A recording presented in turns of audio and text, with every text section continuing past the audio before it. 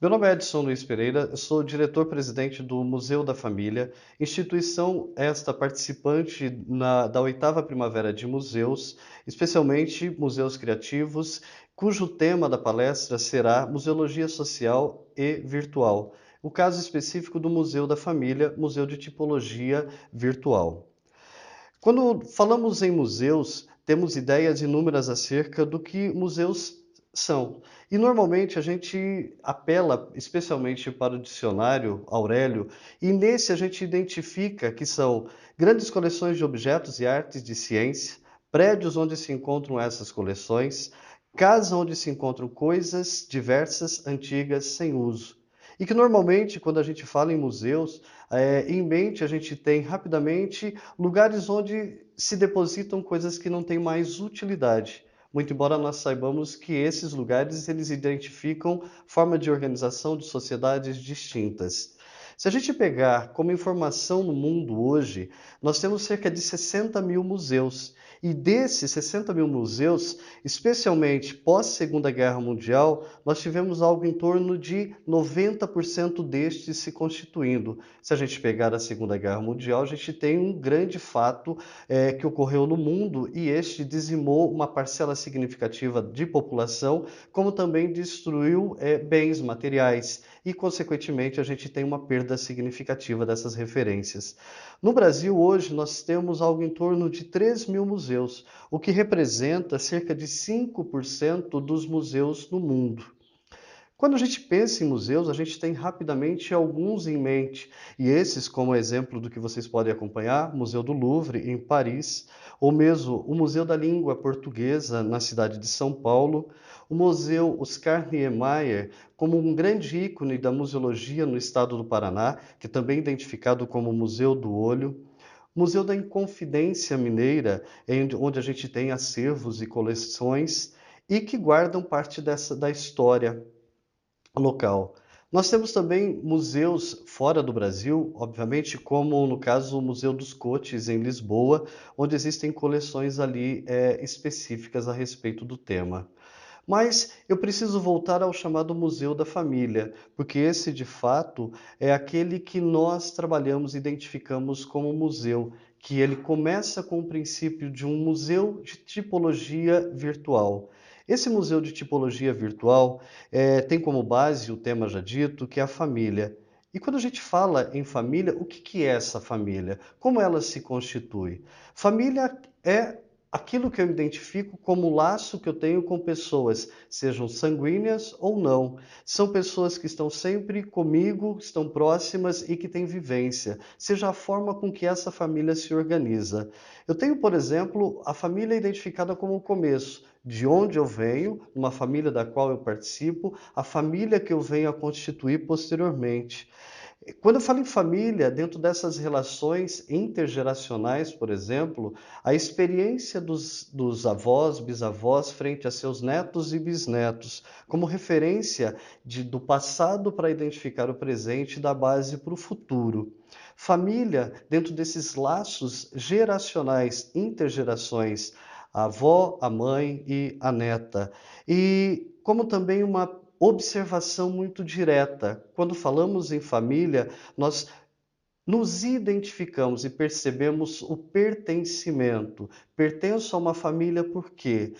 Como é que essa família me representa? Ou como eu me represento a partir dessa família? Se eu pegar como pertencimento a questão dos laços consanguíneos, traços, eu vou identificar rapidamente o neto na avó ou a avó no neto. Isso porque eu posso observar os olhos, posso observar a boca, posso observar o nariz, os traços de fato de cada um. E isso tudo sempre me dá uma herança. Essa herança que vem gradativamente passando de uma geração para outra, onde eu tenho os saberes, os fazeres, os meus hábitos, costumes, ou seja, a minha história, consequentemente, minha cultura. Quando a gente fala em família, a gente tem sempre que levar em consideração algumas questões que são colocadas acerca dela. Segundo Victor Hugo, por exemplo, quando se decompõe uma sociedade, o que se acha como resíduo final não é o indivíduo, mas sim a família. E quando falo em família, eu volto às minhas origens, porque eu venho de uma família, em princípio, de um local no interior do Brasil, no interior do estado do Paraná, de um município muito pequeno. Desse município muito pequeno, em que a base econômica era, especialmente na década de 60 e 70, finalzinho da década de 70 e início da década de 80, de cafeicultura, economia cafeeira. E essa economia, ela marcou de forma muito grande a sociedade da cidade de onde eu venho, Jussara. A economia cafeeira, ela mantinha, pelas suas características, uma população muito grande no campo. A minha cidade chegou a ter 21.300 habitantes, o município, na realidade. Então, se eu pegar a forma de organização das propriedades agrícolas à época do café, eu vou encontrar pequenas e médias propriedades, e dentro dessas pequenas e médias propriedades, eu vou encontrar, por exemplo, 5 a 6 casas dos colonos que trabalhavam no café juntamente com suas famílias. E essas tinham uma organização social baseada na produção local. E as relações sociais eram tamanhas que o proprietário das terras muitas vezes era padrinho, inclusive pela orientação católica, muitas vezes, dos seus filhos. Então a gente tinha uma relação social muito intensa. E os traços culturais eles eram marcantes, a forma de organização, a forma dos encontros, as festas que eram feitas nas propriedades rurais. E é muito interessante, por exemplo, a época, se a gente voltar ao período de colheita de café. O café era colhido nos períodos de maio, junho, julho e chegava até agosto. Mas coincidia muitas vezes com o fim da colheita de café as festas junina e julina. Então, a gente tinha as famílias se organizando em festa em torno de uma fogueira, e dessas festas, que era grande parte dela em comemoração à produção. Ou seja, tudo que era produzido era dado graças à colheita, à boa colheita daquele ano. E como disse, a minha família é uma dessas famílias de cafeicultores, e que teve um momento, especialmente na década de 70, em 1975, quando o Brasil percebeu que nós tivemos um grave problema, posso dizer climático, mas nós tivemos algo muito além. Em 1975, na madrugada do dia 18 de julho de 1975, nós tivemos uma grande geada. Ela ficou conhecida como Geada Negra. Essa geada negra, ela, no dia anterior, em Curitiba, um frio muito intenso levou neve. Muitas pessoas lá brincavam com a neve. Felicidade, neve, algo pouco comum.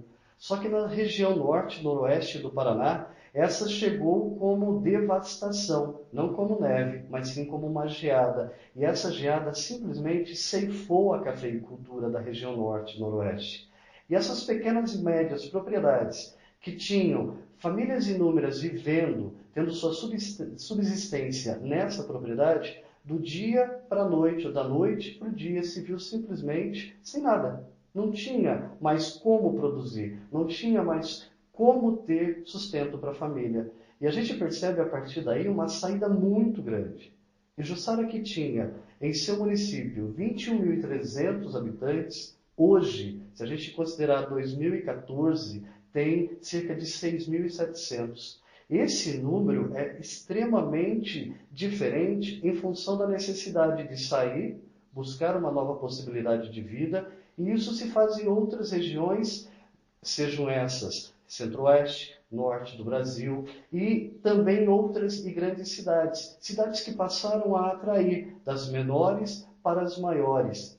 Então a geada de 1975, ela foi para uma população de cerca de 174 municípios dos 399 do estado do Paraná, simplesmente uma catástrofe social muito grande.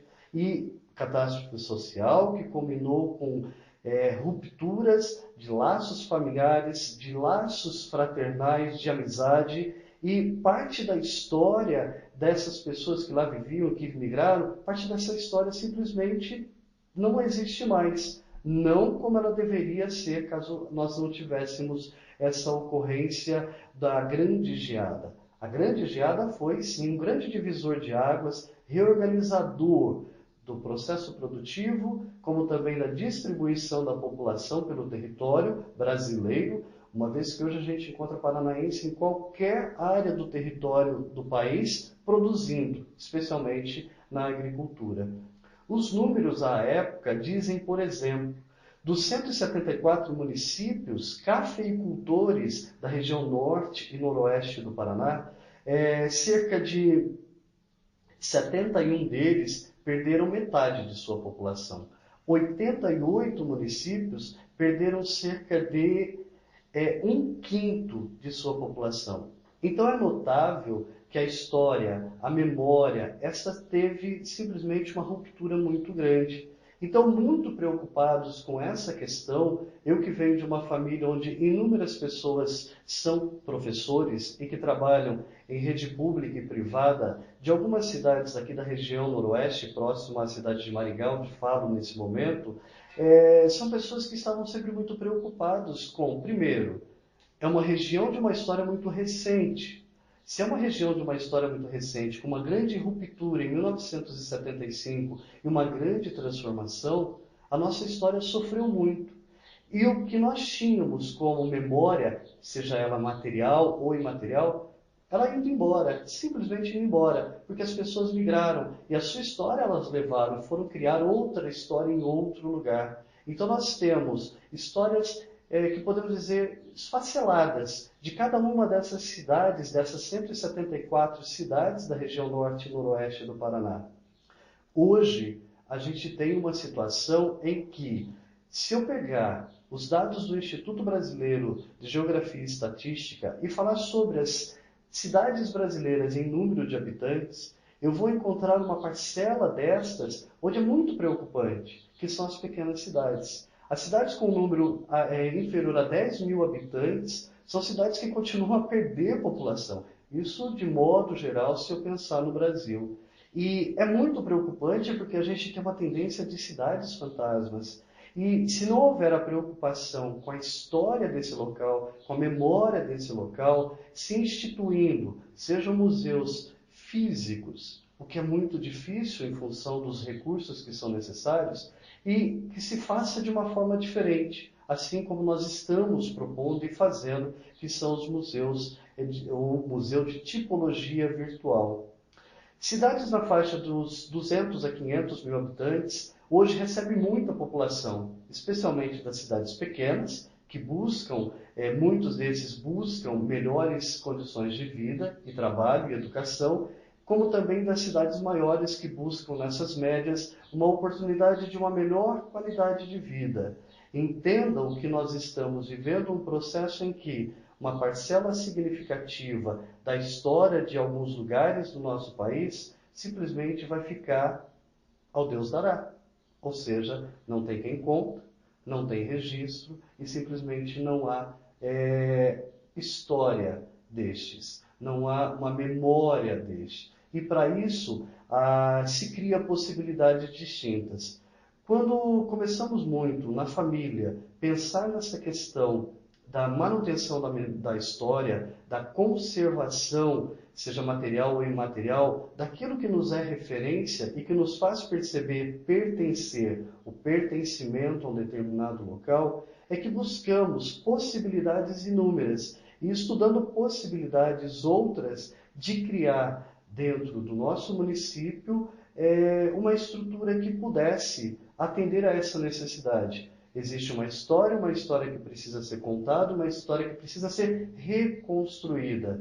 E a reconstrução dessa história, ela se faz com fatos, com fotos, com imagens, com textos, documentos, que cada pessoa analisando ou observando dentro de um processo comunitário, faz com que a gente tenha referências diferentes para aquilo que era simplesmente um registro histórico de uma única pessoa, uma única fala. Você tem inúmeras falas possíveis, uma vez que isso passa a ser disponibilizado por um grupo muito maior de pessoas quando você tem o Museu de Tipologia Virtual. Preocupado sempre com a questão da história local, e percebendo muitas vezes que parte dessa história estava com as famílias que simplesmente foram embora, migraram, As histórias contadas a partir de fotos, imagens que representam a população, que representam o local, que representam muitas vezes a forma de organização, a cultura, entendemos que havia necessidade de tentar buscar essas histórias que estavam com cada uma das famílias.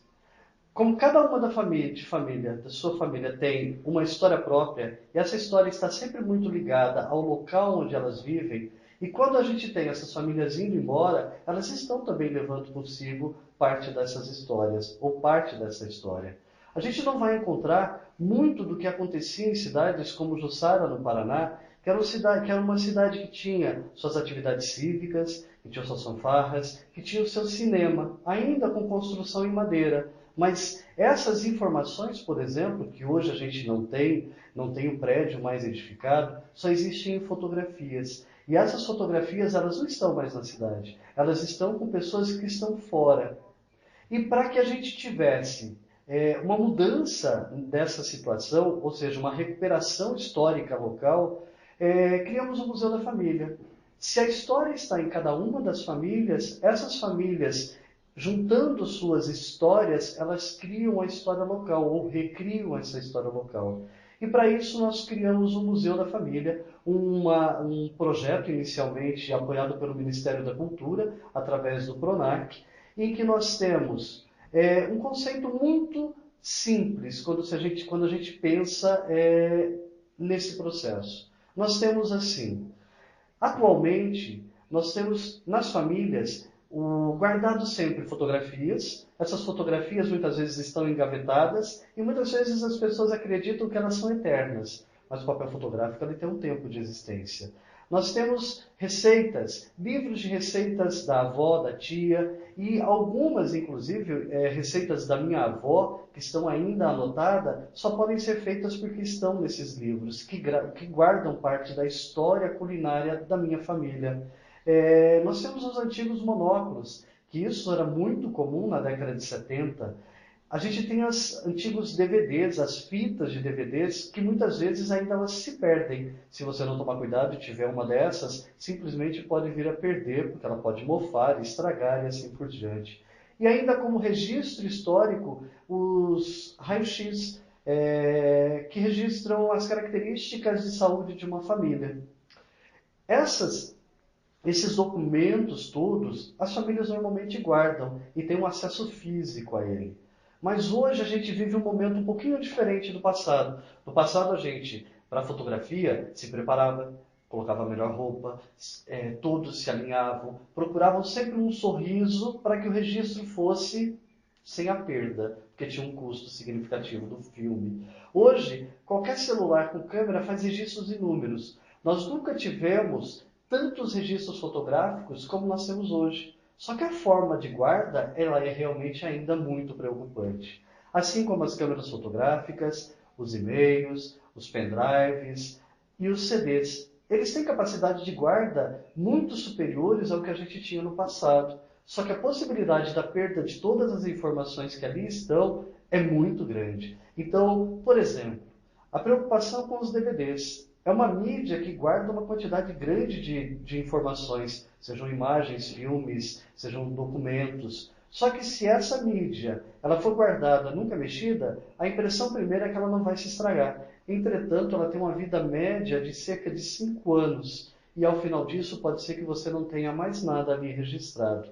E por conta disso, uma preocupação muito grande nossa, do resgate da história, é que no projeto o conceito é, primeiro, a gente cria uma estrutura de resgate dessa história, onde, se a gente pegar como referência do que temos hoje, de nuvem, e essas que estão por aí, que são normalmente sites de divulgação, e que a gente não lê de forma alguma, o contrato, que a gente quer rapidamente entrar nas redes sociais, estar a ela associado para que a gente possa divulgar. Essa é a função dessas redes sociais, divulgação. E elas não têm a menor preocupação com a guarda e a manutenção, diferentemente do Museu de Tipologia Virtual. A nossa proposta é que As imagens, fotografias, por exemplo, que retratem especialmente ambientes públicos, muito embora elas sejam fotos privadas, que essas sejam de acesso para a composição da história local e que possam ser acessadas pelo número maior de pessoas que participam do Museu da Família. Na nossa ação, o que a gente se propõe a fazer é digitalizar tudo que se encontra já impresso, ou seja, tudo que existe de fotografias e documentos, esses que estão aí existentes, que retratam normalmente o passado, e criar uma estrutura inicial de nuvem do Museu da Família e gradativamente ir alimentando. Cada família pode ter o seu login e senha de acesso e ela vai disponibilizar o que ela acreditar que seja interessante, que possa contribuir para a construção e reconstrução da história de um local, de uma localidade, de uma cidade, e que retrata de fato a história que precisa ser mantida. Cada família, criando o seu museu, ela fará parte de um grande quebra-cabeças que é a organização da história, da memória de uma determinada localidade. A partir dessas famílias, a gente tem a possibilidade da criação de um museu de tipologia virtual, como já dito, e que pode seguir e também identificar uma outra forma de museu, o próprio museu físico. Temos então o museu virtual e temos o museu físico, que a gente tem a constituição do museu virtual e, se houver a possibilidade, o interesse, há também a possibilidade da criação do museu físico na cidade, onde a gente tem as exposições e assim por diante. O museu de tipologia virtual, ele tem como possibilidade uma abrangência para um número muito maior de pessoas, porque elas têm disponível de forma muito fácil, rápida e ágil a possibilidade de fazer uma visita a uma exposição que ele cria no museu virtual. Tal museu virtual, ele segue os preceitos que são a manutenção, ou seja, a guarda, a conservação, a pesquisa e a exposição do que se encontra neste museu. Como a grande parcela dos municípios do Brasil eles não têm museu, a tipologia de museu virtual ele dá possibilidade à chegada de museus onde normalmente as políticas públicas teriam dificuldade de acessar e instituir museus, criar novos museus. Entendendo dessa forma como uma possibilidade muito grande de que as cidades do interior do Brasil possam vir a ter museus, o Ministério da Cultura até entendeu como uma forma muito interessante para ampliar a abrangência de museus em todo o território nacional e que a gente pudesse, a partir daí, por sua solicitação inclusive, ampliar a nossa área de atuação, deixando apenas o território do Paraná e seguindo para toda a região sul do Brasil, sudeste, região centro-oeste e com possibilidade de outras duas regiões, que seriam a região nordeste e norte do país. O Museu da Família é um museu que preconiza, de fato, a família, sua organização como tal, seja da forma com que ela se estabelece, mas que faz com que a reconstrução das histórias aconteçam. Mesmo porque, quando a gente para analisar, observar fotos e senta em família, a gente já tem um processo de curadoria muito interessante. É onde as histórias começam a ser recontadas de maneiras diversas. Porque eu posso observar algumas fotos da minha família, fotos que retratam meus pais, tios, avós, numa distância de tempo muito grande em relação a mim. E que muitas pessoas eu não consigo saber quem são essas pessoas. E apenas quando eu sento para conversar sobre com a minha família, eu tenho condições de entender quem são essas pessoas, como essas pessoas participaram da minha vida de forma indireta. Reconstruir laços, reconstruir história, reviver essa história, isso sim é uma das ações que preconiza o nosso museu, o Museu da Família. Eu, em nome de todos os membros do Museu da Família, só venho agradecer a possibilidade e a oportunidade de falar um pouco a respeito do nosso trabalho, especialmente participando da 8ª Primavera de Museus, onde o tema Museus Criativos, Museologia Social e Museu Virtual é caso Museu da Família. Muitíssimo obrigado.